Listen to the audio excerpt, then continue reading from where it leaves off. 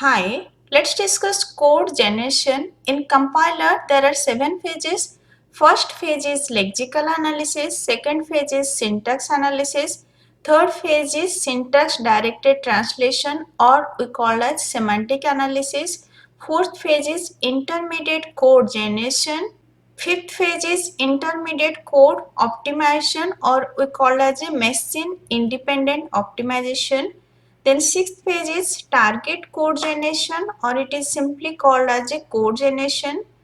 Then seventh phase is target code optimization or called as machine dependent optimization.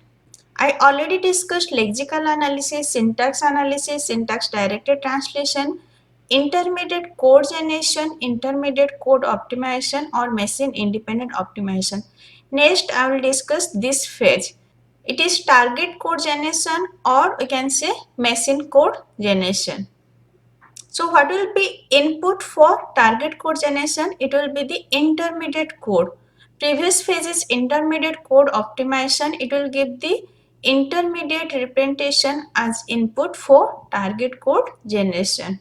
So what is input for code generation? It is the intermediate representation along with the information in symbol table that is used to determine runtime address of data object denoted by the name in the IR. IR stands for intermediate representation. In intermediate representation, we are using lots of temporary value.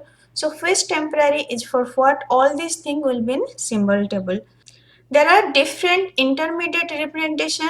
Most popular is 3 address representation. But 3 address representation we cannot store as it is in symbol table.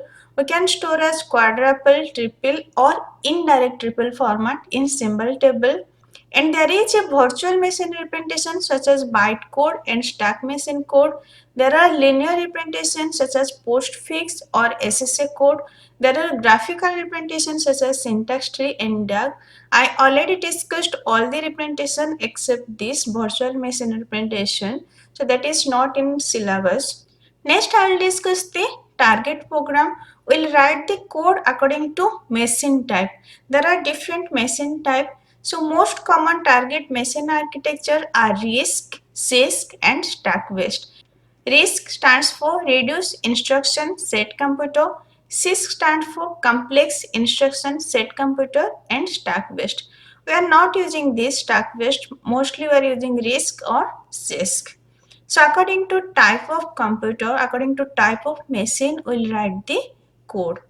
A RISC machine has many registers, 3 address instruction, simple addressing mode, and a relative simple instruction set architecture. While CISC machine have few registers, RISC there are more registers than CISC. Then it have 2 address instruction, while RISC have 3 address instruction.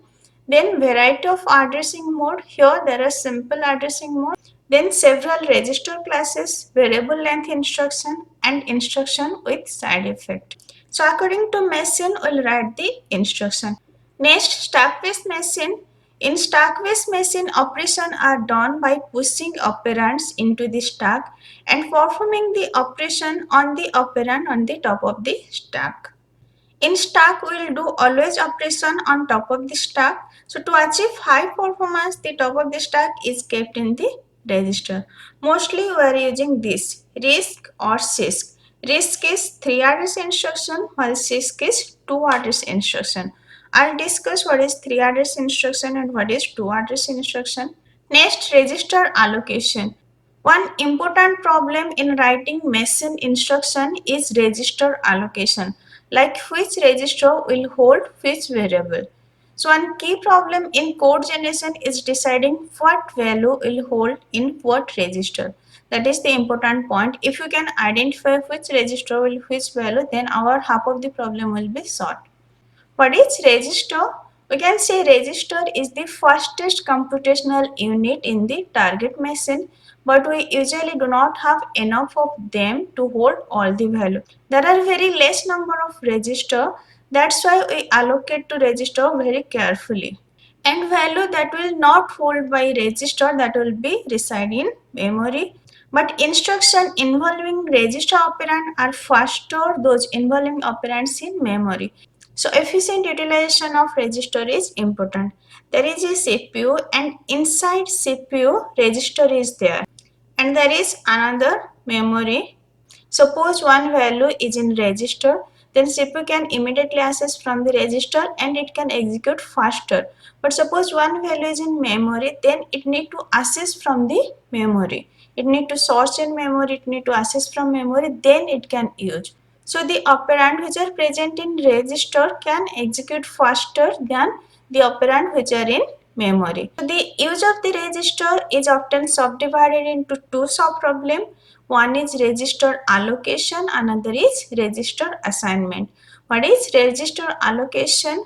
During register allocation, we will select a set of variables that will reside in the register at each point in the program. In register allocation, we will decide which variable will be stored in register, which variable will be reside in register. Then what is register assignment? Register assignment will pick specific register that a variable will reside in. In register assignment, we will assign some variable to some specific register, while allocation will decide which variable will be in register. Let there are variable x, y, z, and there are two register R1 and R2. Let one instruction is x equal to y plus z. So first we will decide which variable will be in register.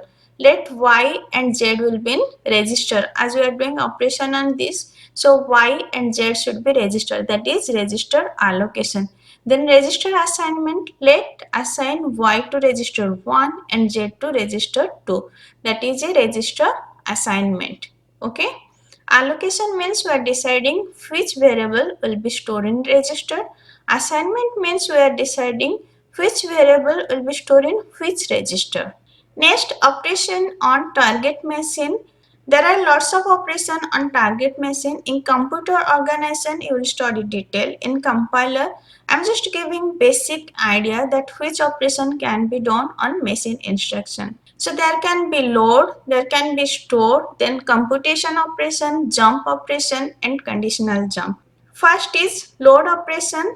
Load operation we write like this.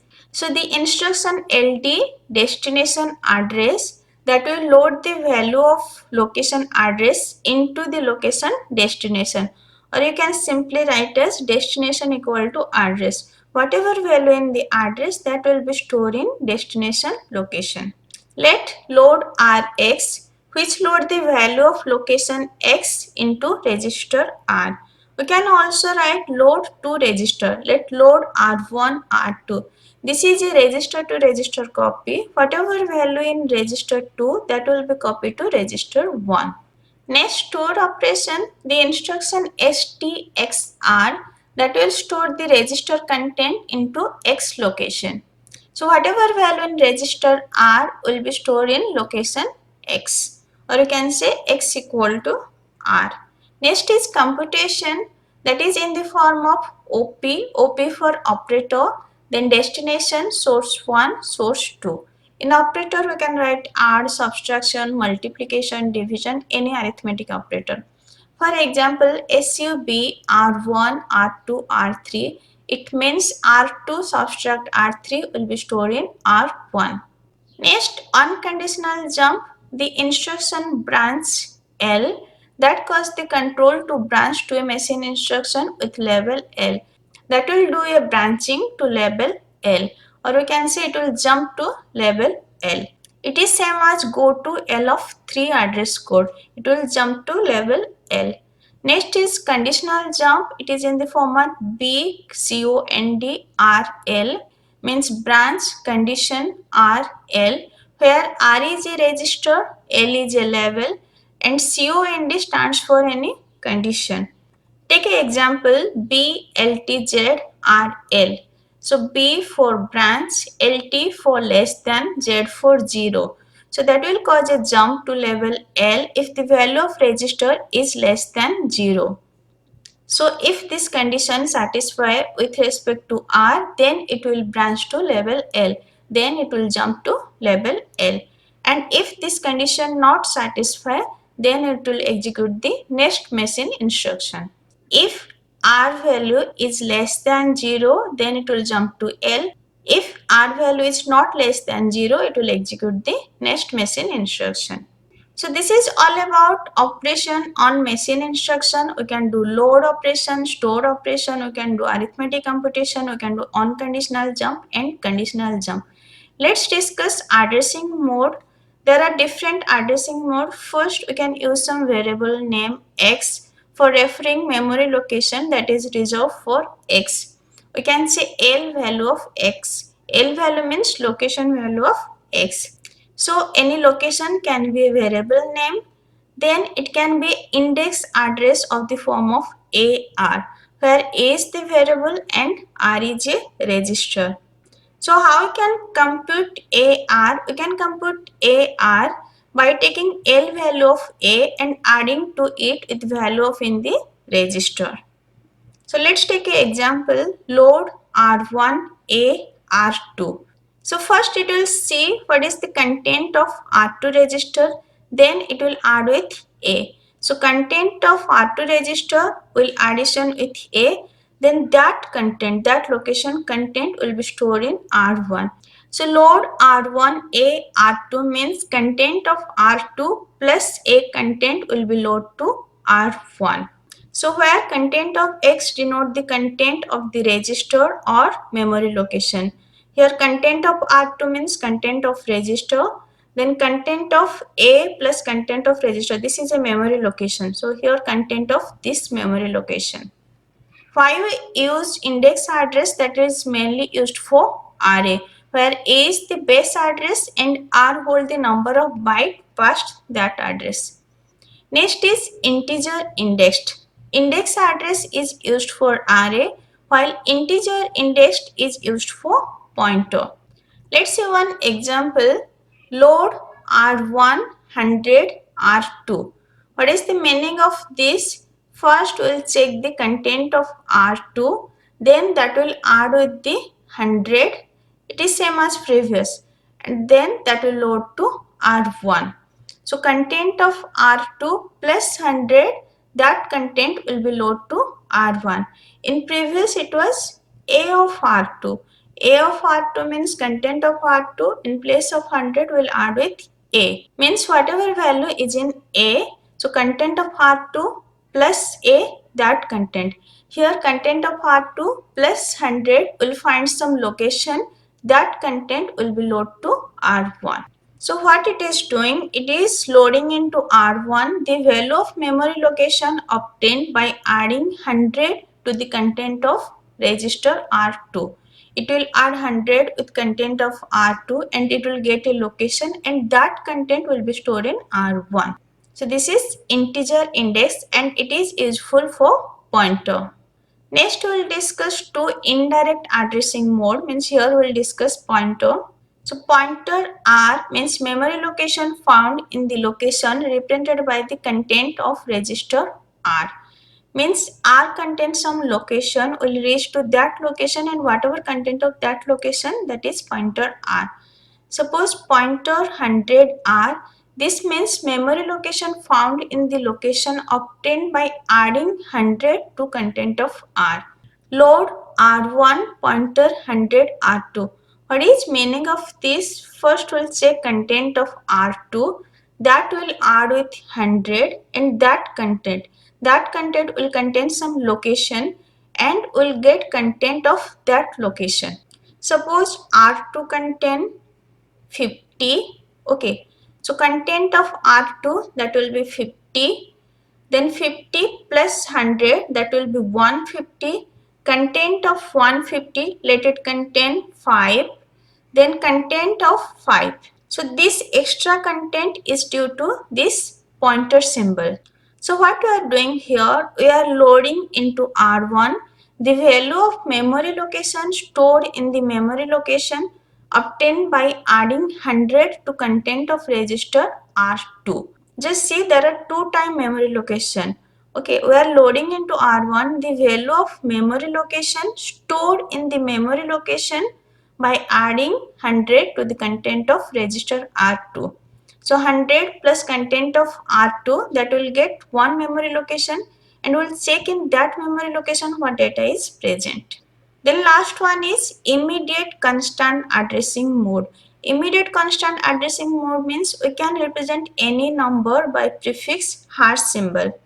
So we can write load R1 hash 100 means we will load this 100 number into register 1. We can write add R1 hash 100 means we will add R1 with 100 and that will store in R1. Also you can write comment in machine instruction, it will be by double slash. Double slash means it is comment. So how many type of addressing mode we studied? First one is variable, second one was index address, third one is integer indexed, fourth one is pointer, then fifth one is immediating constant addressing mode. We discussed 5 type of addressing mode. You will study details of addressing mode in computer organization. This much is enough for compiler. In next lecture, I will discuss some example of machine instruction. If this lecture is helpful for you, please like and subscribe. Thank you.